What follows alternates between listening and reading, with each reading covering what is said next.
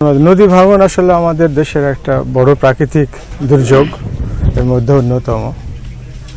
আমাদের পদ্মা নদীর যে বিশাল আমাদের সীমান্ত এলাকা, এটা ভাঙন কবলিত এলাকা, এবং এখন যেখানে আমরা দেখলাম দাঁড়িয়ে আছি, এই অংশটুকু খুবই ভালনারেবল অবস্থায় আছে। এটা আপনারা দেখেছেন, বেশ কয়েক বছর ধরে ভাঙন হচ্ছে, এবং আমরা ফলে যে অন্যান্য এলাকা কিন্তু বেঁধে ফেলেছি, পাড় বাঁধাই হয়ে গেছে। এই অংশটুকুই প্রায় 25 কিলোমিটার বাকি আছে। তো এই 25 কিলোমিটার এই পাড় বাঁধাইয়ের জন্য এটা আমরা প্রজেক্ট হাতে নেওয়া হয়েছে।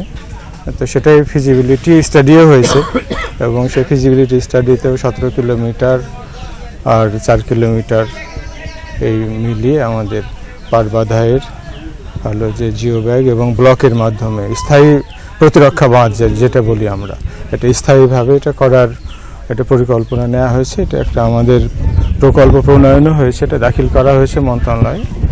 তো সেটা আমরা আশাবাদী যে এটি অনুমোদন গভর্নমেন্ট করবে, আশা করছি আমরা। এটা করা হলে তখন এই কাজটা হয়ে যাবে।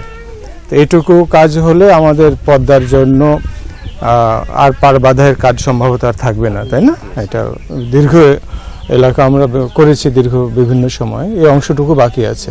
তা আমরা আশা করছি যে এই অংশটুকুও এটি আমরা করে ফেলতে পারবো। তা এটা খুবই প্রাথমিক পর্যায়ে আছে আমাদের প্রকল্পটা, এটা মন্ত্রণালয়ে জমা হয়েছে। তো এরপরে হয়তো প্ল্যানিং কমিশনে গেলে তারপরে সেখান থেকে অনুমোদিত হলে হয়তো সেটা হবে। সেটা এখন এই মুহূর্তে সেটা আসলে বলা সম্ভব হচ্ছে না, তবে আমরা চেষ্টা করব দ্রুত এই কাজটুকু যেন আমরা করতে পারি, আর কি শুরুটা করা যেতে পারে। এইটা প্রায় 1700 কোটি টাকা দেয়, 1700 কোটি টাকার একটা প্রজেক্ট। তো কাজে একটা বড় প্রজেক্ট, আপনারা নিজেরাও বুঝতে পারছেন। এটা প্রয়োজনও আছে স্থায়ীভাবে এটা রক্ষা করার জন্য। এই টাকার সংস্থান সরকার করবেন আমরা আশা করছি, আর কি। অ্যান্টিব্যাকটেরিয়াল অ্যাডিটিভ যুক্ত সেরা ওয়াটার ট্যাঙ্ক বিশুদ্ধ পানিতে ব্যাকটেরিয়া জন্মাতে দেয় না।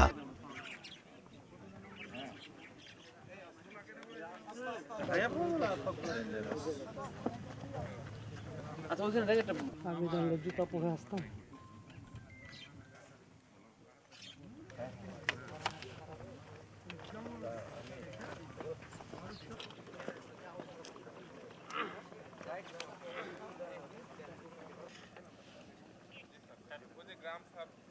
কালো গ্রাম স্যার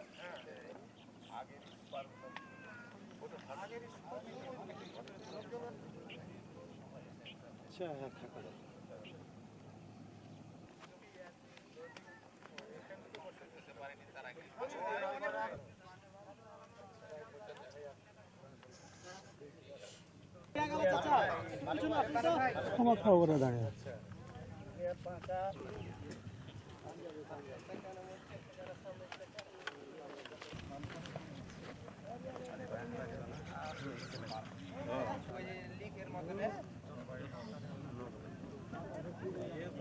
এবং কিছু সুন্দর যাচ্ছে আপনার কাছ থেকে আসলে আগে চাপানোর ভিত্তিতে এইসব অবহেলিত এলাকাগুলো যেটা উন্নয়ন করতে পারে সেদিকে আমাদের প্রচেষ্টা থাকবে।